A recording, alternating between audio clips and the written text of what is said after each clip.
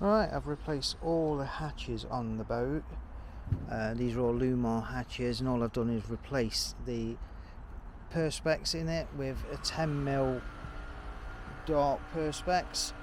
Maybe I've gone a little bit too dark, but it's plenty light enough inside in the sun. Unfortunately, this is not a sunny day.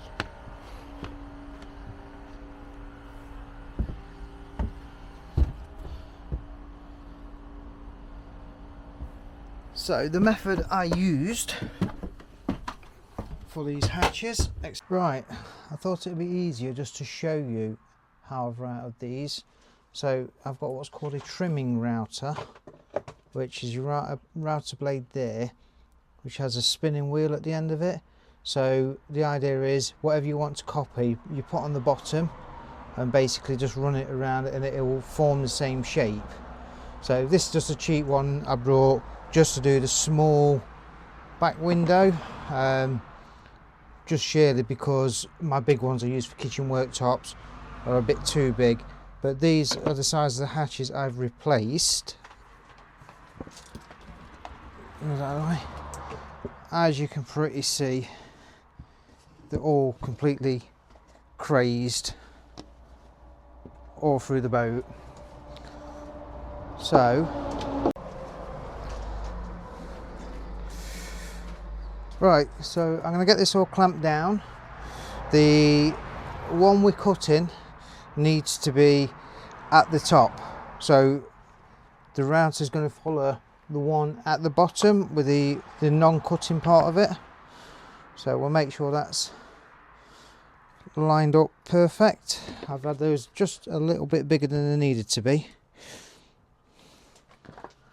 And it's just a case of getting it all lined up, make sure the trimming router is going to line up with the bit we need to go against. So that's all nicely lined up, and it's just a case of turn it on, take it slowly round, and as it's spinning you're cutting into the blade.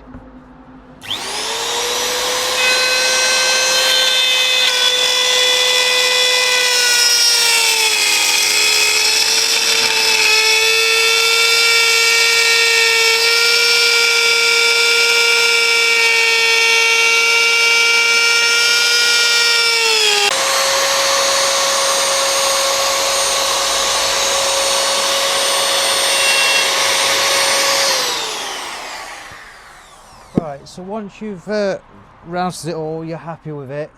Like I say, using a trimming router, it should come out identical. You can then drill it. Again, clamp your old piece on top this time.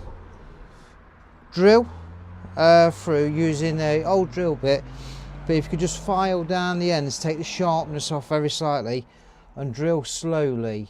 The trick is if you go too fast when you're drilling, it's going to almost melt it and fuse it back together. So you've got to go fairly slow, but you'll get the feel for it as you're doing it. And then once you've got a hole just slightly bigger than the router, you can pop that through upside down again, and again you'll get the perfect size hole that's there from the router that's just following it round on the little wheel. So that's what I've done. Then all I used to fix it all in was CT1, which I have some here. So on the hatches,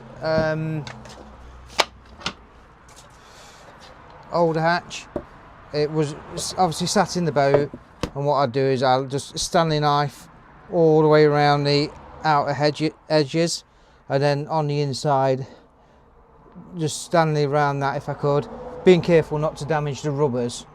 I left all that intact, and then I put a bead of CT1 down first, black, pushed it in because I took the lids off, just undone where the hinges go on there, just so the two bolts on each hinge. Take them off, then work on them separately. Put it on a bead of silicone, and then what I did was, before I put it in, I put blue masking tape around, and again around the edge of the hatch as well. Then I managed to infill all the rest of it around with the CT1 silicone, clean it all off, leave it nice and flat and smooth, just using your finger just to, and a bit of water, or in the old-fashioned plumbing way, stick it to your mouth and just wipe it around, which leaves it a nice sort of smooth, shiny finish. But I think that is it. That it's really quite a simple job to do.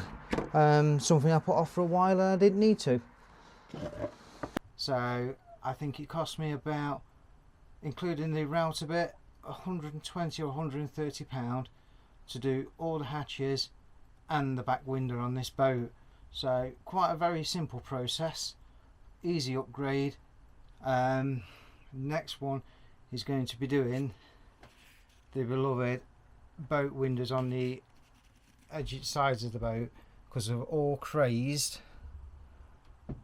There's a few debates online how to actually take these ones out, so if anybody knows how to remove the windows from a Moody 28, please drop it in the comments, because any help would be gratefully appreciated. Thanks for watching.